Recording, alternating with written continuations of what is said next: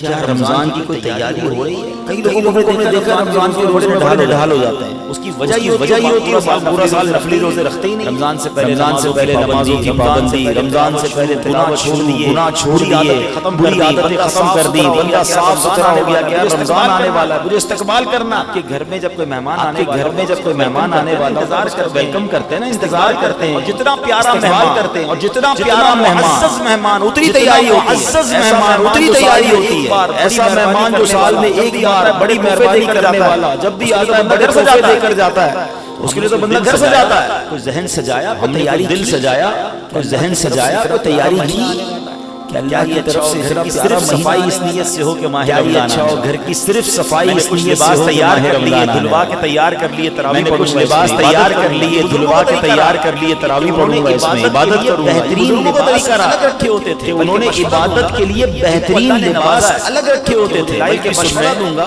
رمضان جن کو اللہ نے نوازا ہے کپڑے سلوا، جو مجھے لائیو بھی سن رہے ہیں، شادی کے لیے سلواتے ہیں، مہندی کے لیے سلواتے ہیں، برتھ ڈے کے لیے سلواتے ہیں، یہ استقبال ہے نا. شادی کے لیے سلواتے ہیں، مہندی کے لیے سلواتے ہیں، برتھ ڈے کے لیے سلواتے ہیں، یہ استقبال ہے نا. خوشبو لگاؤں گا، اچھی سی عبادت کا مہینہ آ رہا ہے، میں انشاءاللہ نماز پڑھوں گا نئے کپڑے. اس کے پاس نہیں ہے، خوشبو لگاؤں گا، اچھی سی عطر خرید لے. اگین جس کو اللہ نے آسانی دی، اس کے پاس نہیں ہے، دل تو صاف کر سکتے ہو، پیسے نہیں لگتے. کپڑوں کو اجیالہ کر لیں، صفائی ستھرائی کا خیال رکھیں، دل تو